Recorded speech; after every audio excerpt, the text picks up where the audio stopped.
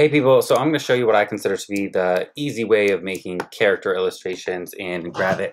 We're basically going to be making shapes, maybe duplicating shapes, and combining shapes with this compound shape button, and changing shapes into convert to path. That way we can use the sub-select tool and really manipulate these anchor points and make any shape we want. In addition to that, we'll use the knife tool to cut up some shapes and maybe even use the pen tool to add some of the line work and the detail. So let's get into this. I have one kind of right here. It's always good to start with a reference image as close to what you want to create as possible. So I got this from Google. It's pretty close to what I can manage with this technique in Gravit. So I'm going to make a head, just a circle, and right away just convert it to a path and use a sub-select tool to change around these anchor points, make it look more like an egg or a head shape. Now you do have control over the direction handles, but they're not always going to do exactly what you want. So the direction handles have different joints. So they're over here in the appearance panel. I'm going to mirror this one. That way it makes the same curve on both sides, that anchor point, and give Spider-Man a nice, strong jawline. So yeah, that's good enough for a head for me. I'm going to move that out of the way and work on a body just made out of a rectangle. I'm going to curve the corners. And yeah, it's done. Let's move on and make arms. I like to make arms with rounded rectangles again. So, there we go, round the rectangles. Yeah, so it doesn't look amazing. So we're just gonna use the convert to path tool again and the sub-select tool to manipulate anchor points. Of course, his shoulders, we want them a little bit bigger than his wrist. Don't be afraid, you can also add anchor points wherever you want them. Just click on the edge of a path and add the anchor point. Now he has an elbow, which is pretty awesome. But let me flip him. There we go. And go back to the pointer tool just to rotate him. It looks like he's really jumping. And you made one, and you need two. Copy, paste, flip it, and reverse it. I know I got Missy Elliott fans out there that got that joke. Anyways, yeah, that's good enough for arms and torso for me, but legs.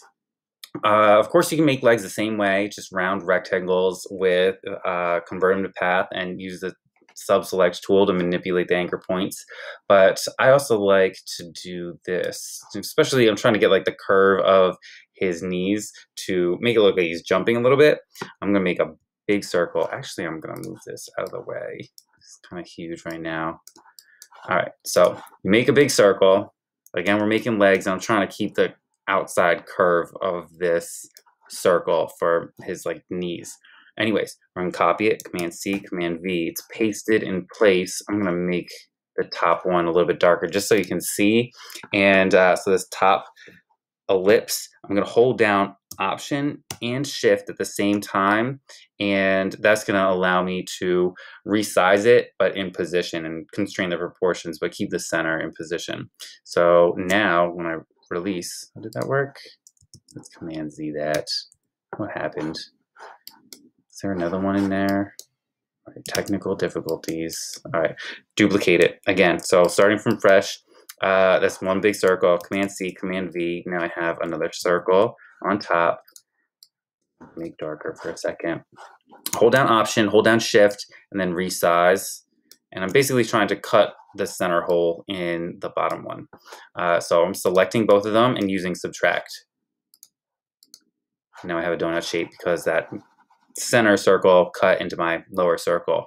Anyways, that's awesome, but it's all the way around. That doesn't make any sense. Let's use the knife tool and just like cut where his feet would be or his ankles would be. Here, about here. Use the pointer tool just to select that extra piece and delete it. And yeah, now it's already a path, so all I have to do is hit sub-select and manipulate these anchor points, move these anchor points around. Ankles might be a little bit smaller than his knees, and you might even get like an extra anchor point. It's okay to delete anchor points. Your design is actually going to be like cleaner and better the fewer anchor points you have. If you had a ton of anchor points, it gets really sloppy quickly. But don't be afraid to add anchor points and delete anchor points. Make them work for you how you want them to work. So anyways, hopefully you kind of get it. Let's see, his was a little out of proportion for me. Let me try to shrink this part down a little bit. And I know it looks weird. It's this. You should convert his torso to a path and then use the sub-select tools to put in his waist and beef up his shoulders. Now his arms look a little scrawny. So let's make them bigger. All right, so hopefully you kind of get it. We are just using convert to path and sub-select to manipulate these anchor points however you need them. All right, so let's move on. I'm going to use the pointer tool and just select everything that's in his body and use a compound shape button, make it all one shape. All right, so that's all one shape, and that's my head. And basically you can make this kind of shapes into any kind of character you want. I'm making Spider-Man, but you can make it into the Hulk or Batman. You might just add different accessories, different eyes, or if Batman has ears. Anyways, I'm making mine Spider-Man. I'm gonna use red to start. Select it, red. I'm also gonna add a border to this. That might be too much. Let's start with a 4. Yeah, so now I'm gonna just cut this into different pieces and to try to get some blue parts of Spider-Man's outfit. So I'm gonna use knife tool, just cut at the waist, and then I'm gonna try to make curved cuts for his knees. So I'm gonna hold Option, click and drag, and when you hold Option and click and drag with the knife tool, it's pulling out a direction handle, and then you get a curved cut. And then release. Let's try it again. Hold down Option, click and drag to make a direction handle, and then you have the path of a curved path to make a cut. When you click, you'll add an anchor point, release, and then it cuts. And then that center part, so we have to select and then recolor blue. Let's do the same thing with his vest area. Yep, knife tool, and I'm just gonna hold Option, and I'm not even gonna make curved ones this time. I'm just gonna click anchor points to make a curved cut or an angled cut, and do the same thing again over here. Cut,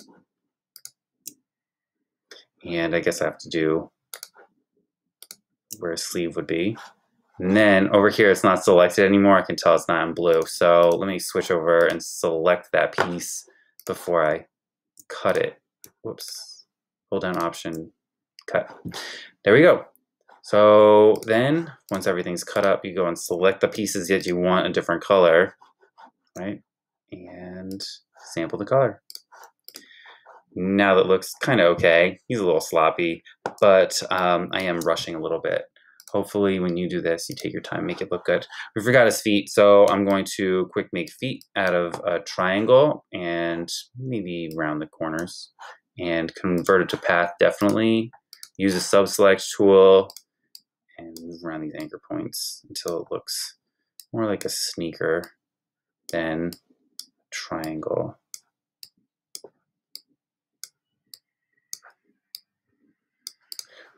I can be satisfied with that. We just have to put it into place. Let's see.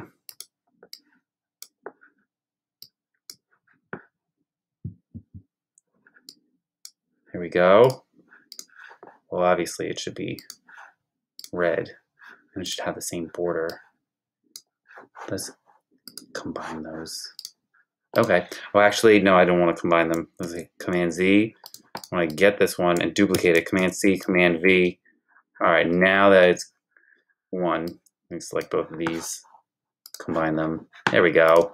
All right, now flip it and reverse it, put it into place, select it, and combine it. All right, so that's my basic Spider-Man. Oh, we forgot his eyes. So that's super easy. You just make an ellipse. Of course, you make it white. Of course, you give it a border. But really, the magic is cutting it. You just cut it at that angle. and get rid of that extra part. Select it and delete it. Of course, you can like mess around with the anchor points and, you know, make it a little bit more dynamic, but for the sake of time, I'm just going to stick it on. Command C, Command V, flip it and reverse it. There we go. Okay, that's Spider-Man's head. Oh, but it's underneath his body shape. So in the layers palette, what you can do is like select what you want above what you have on top, and then move it up. Move those things up in the layers palette. Oh, whoops, that didn't work. Come on. Why doesn't it want to work? It's this one, right? Select it and move it up. Oh, okay, there we go. All right, so now his head, you can even group them. Like if so you know stuff is gonna stay together, you just select all of it and then hit Command G. It's my favorite keyboard shortcut. All right, so that's a little Spider-Man. It's a little worn out with his costume not very perfect, but let's give him some lines just with the pen tool. Use the pen tool. So I click and drag, or click to add an anchor point, click and drag to make the anchor point have direction handles so you can get a curve. And then whenever you want to end it, you just double click. So let's do it again. It's like add an anchor point and then click and drag to make direction handles in the path curve. Then double click on an anchor point to end it. So let's do another one. And you gotta be careful. You don't want to remove an anchor point. Just click it, then click and drag to make those direction handles, and then double click where you want it to end. Double click. Double click. Oh, I added too many. That's okay. I think it's hidden. So yeah, I'm just going to do that a couple more times. Click and drag to make a curve.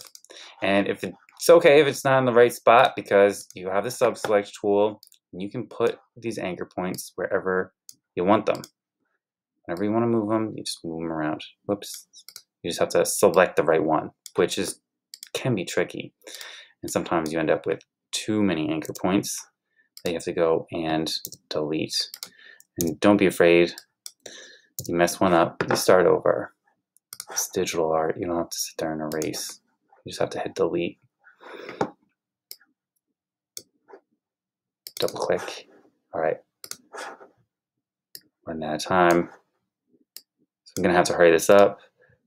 But if I wasn't trying to make a 15-minute video, I would spend a little bit more time making these a little bit more perfect.